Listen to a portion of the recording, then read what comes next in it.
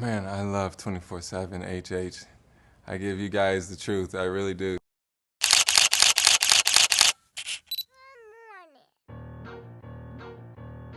I've made a lot of connections in the industry, and it was mainly because when I was at Atlantic, I was supposed to be with the artists, and they kept trying to get me to write with other artists. I don't write with people. One, the reason why I don't write with people is because I want to keep the property on my end. I don't feel like giving you all my songs. That's not what I want to do. And then two, I couldn't relate. Like the stuff that everybody else was writing about and doing together just wasn't attractive to me. So I didn't do it. But I spent most of my time hanging out with the interns, the executives, the assistants, the A&Rs, the PR people. Like I would take them out, and we would go out on dates, hanging, drinking, looking through paperwork. I looked over a lot of spreadsheets. I spent most of my time with industry people, so it wasn't really with artists. But it was helping me shape what I knew I was getting ready to build. And I just really wasn't attracted to that part. So I think the industry and networking with people in the industry is super important. But just make sure you come off genuine.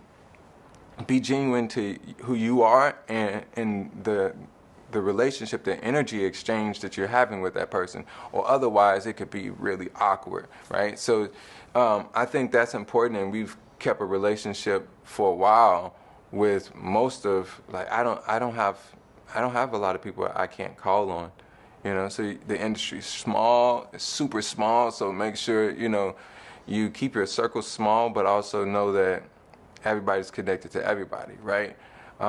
In this process, I've had a crazy balance, because like I rock with Donald a lot. Donald Lawrence, I worked with him. I've been working with Donald since the beginning of my career. Like when I was like a dropout at Columbia College. We've been working together that long. We've worked on film, music, albums, all type of stuff, plays, everything, right? Donald has been a part of my career, and we've had some amazing moments. I mean, we did Lollapalooza together, where I'm coming out of a casket and standing on a casket, and we're singing Heaven. We've done. We've got number ones together. We've got gold plaques together. We're almost platinum now. Like we've had so many great moments, but it's because we have this amazing chemistry on music, and that's why I chose Donald as like almost like my big brother, my mentor, because I knew that he was extremely picky, but I also knew that he was extremely like creative. Like Donald lives in a place of creativity that has no boundaries. So he's able to shift, and he's mastered who he is across different genres. So like he's lived in a very wide space. I mean, from musicals to gospel, from ballets to it's just wild. Like scoring, whatever it is wild. But we have this thing when we're creating, where I get as wild as possible on the music and the direction of the song. And then I go to Donald to solve the song, because every song comes with a mathematical equation that has to be solved. I usually can't come to the equation without Donald Lawrence. And the reason why is because, man, he has a way of solving songs as if he's solving a math problem. And the way he solves it, he's given me a different perspective that I normally wouldn't have. So I'm able to step into what I'm doing, have fun, and then he gives me a whole different perspective. So I usually go to Donald for the bridge, really, like a lot. Like I will ask him for a bridge, like call him, like, yo, I know you're busy. I need you to hear this. Put the phone to the speaker, and he's like, yo, this is how you need to resolve this song. This is how you solve this song.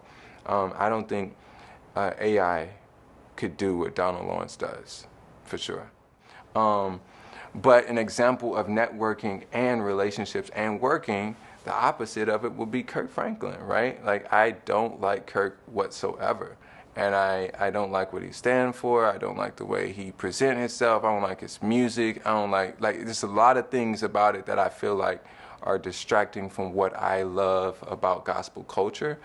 And so that's enough. But make the balance. Like, that was a hard choice to make, to tell people that, yo, I don't rock with this guy, because everybody love him, right? But it's not my job to love somebody because they're famous. It's my job to tell you that we don't have something in common. You know what I mean? So you have a nice balance, and know that when you don't want to touch something, you don't have to touch it. If you don't want to work with it, if it ain't your swag, it ain't your energy, great. My energy is like super black church.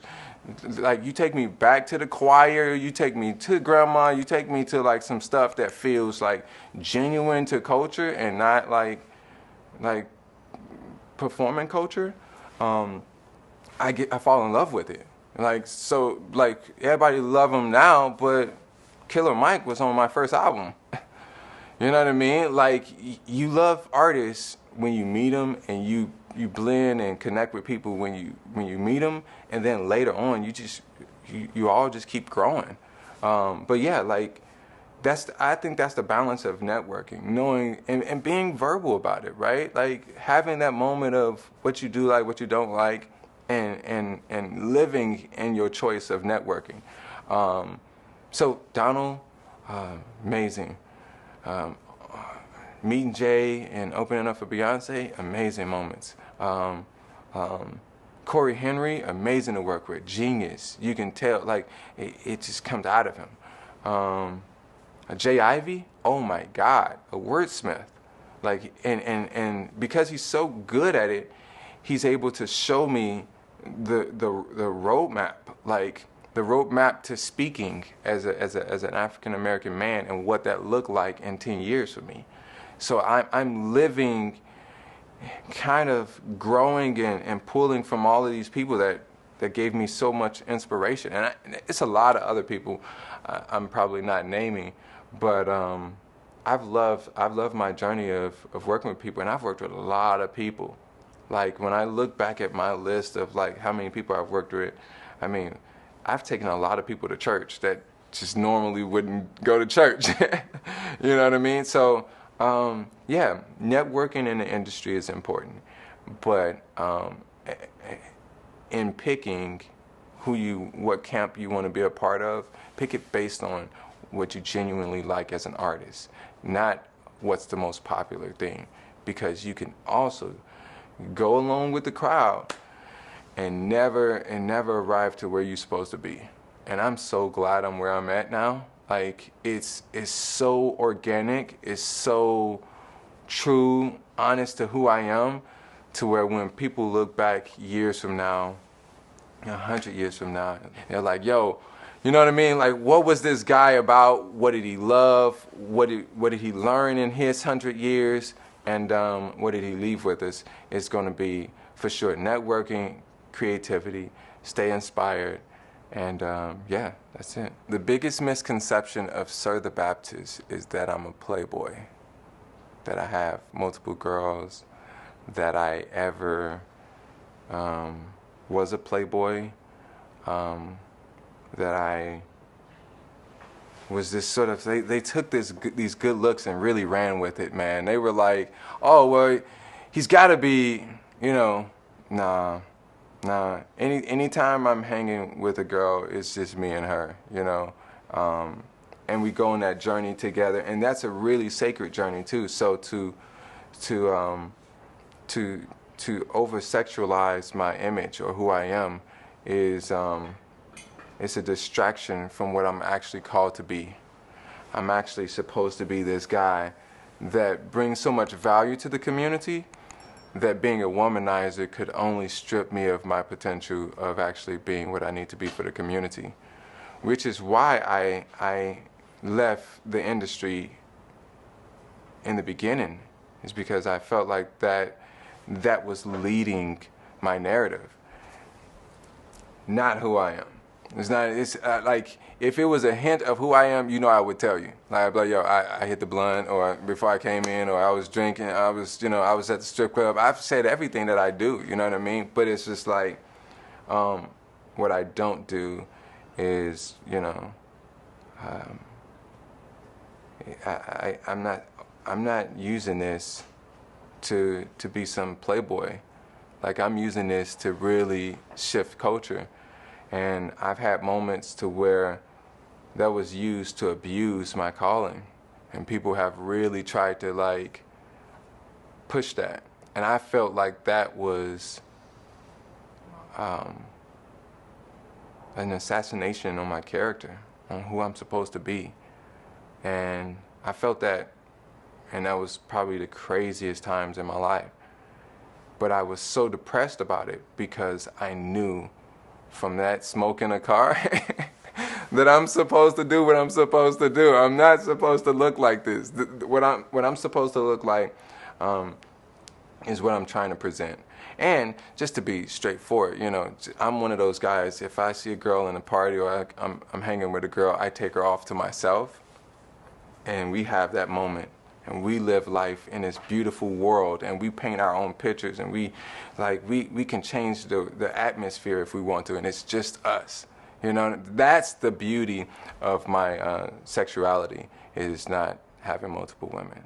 The origin story of this Playboy came from the label. It came from a moment of, oh man, we're getting more traction because people are talking about you with all these girls, and it's just like, yo, you're missing the whole point here. Like, this is why I can't stay here and I refuse to do any more records, is because, like, that's so distracting and so what everybody else have done, to where, how do we explain it? And now that we're at where we're at in hip hop, I'm glad I held on to my morals.